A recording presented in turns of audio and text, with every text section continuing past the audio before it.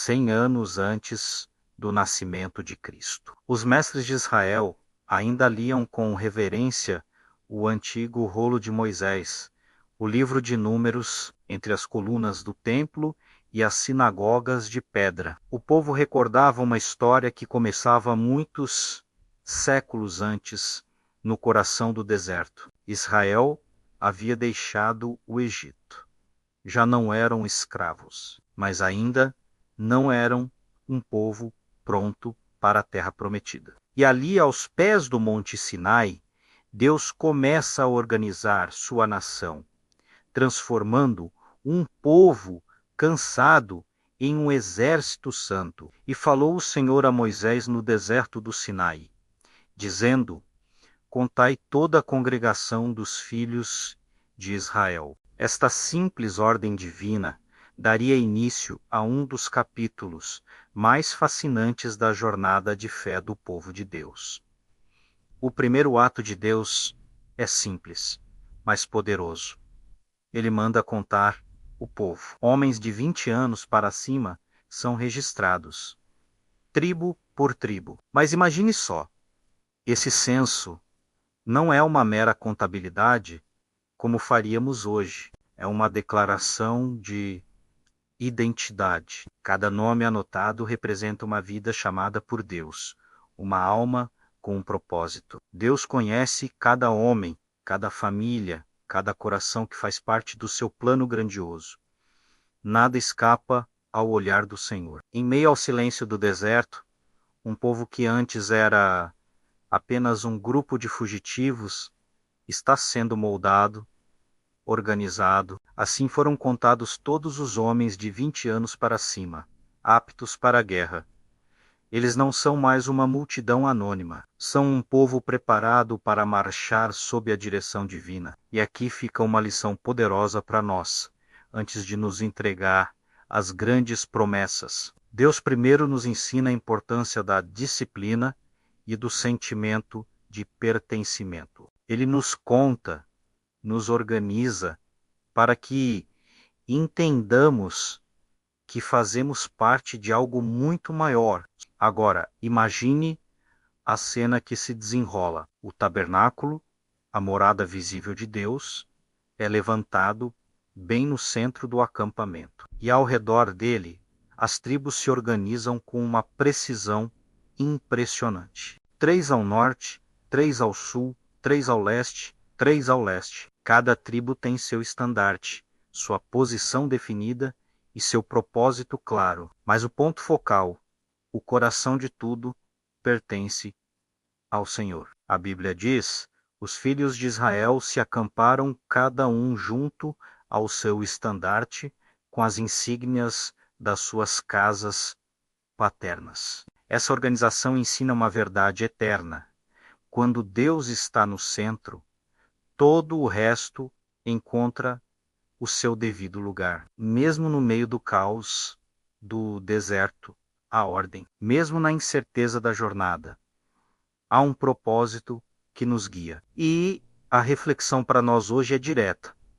Antes de começarmos a caminhar, precisamos aprender a colocar Deus no centro do nosso acampamento, no centro da nossa vida. Com Ele no centro, a confusão se transforma em clareza e o medo se torna direção. Dentro dessa nação organizada, uma tribo recebe um chamado especial. Entre as 12, a tribo de Levi é separada, enquanto as outras se preparam para marchar e guerrear. Os levitas recebem uma missão diferente, mas igualmente vital: servir no tabernáculo. Eles são os guardiões do sagrado, cuidam da arca da aliança, dos utensílios santos e da tenda da congregação. Quando a nuvem, que representa a presença de Deus, se move, são eles que desmontam e transportam o santuário com o máximo cuidado. Deus declara: eis que eu tomei os levitas do meio dos filhos de Israel, em lugar de todo primogênito. Com isso, Deus nos mostra que cada um de nós tem um chamado específico no seu reino. Alguns são chamados para lutar com a espada da palavra e da ação. Outros são chamados para servir com as mãos e o coração nos bastidores. A grande lição aqui é que no reino de Deus todo serviço é sagrado, seja no altar visível ou no trabalho silencioso de carregar a tenda. O que realmente importa é obedecer com um coração fiel. Seu dom, seu chamado é precioso aos olhos de Deus.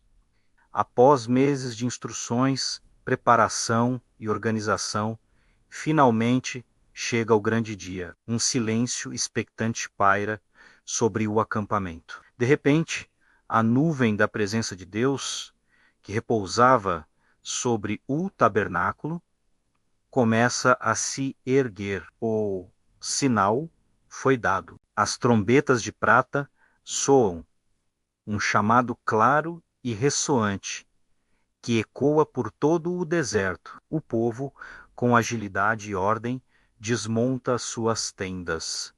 E então o exército de Israel começa a marchar quando a nuvem se levantava de sobre o tabernáculo. Os filhos de Israel partiam. Eles não seguem estrelas nem mapas de homens. Eles seguem a presença visível de Deus. Durante o dia, uma nuvem majestosa os guiava e lhes dava sombra. À noite, uma coluna de fogo iluminava o caminho e os aquecia. Cada passo, cada parada, cada movimento era dirigido pelo próprio Senhor, e aqui reside a mais profunda lição de fé. A verdadeira caminhada cristã não é guiada pelo que nossos olhos podem ver, mas pela confiança inabalável na presença de Deus, que promete nos guiar a cada momento. E assim começa a jornada do povo de Deus no deserto, uma jornada que começa com ordem, com santidade e com uma direção clara vinda dos céus. Deus os tirou da escravidão do Egito, organizou seu acampamento e preparou cada coração para o que estava por vir. Ele os ensinou a viver em comunidade, a servir com propósito e a seguir sua presença. Mas a história, como sabemos, não termina aqui. A preparação foi apenas o primeiro passo, pois o deserto, além de ser um lugar da organização, também se tornaria o campo de provas da fé.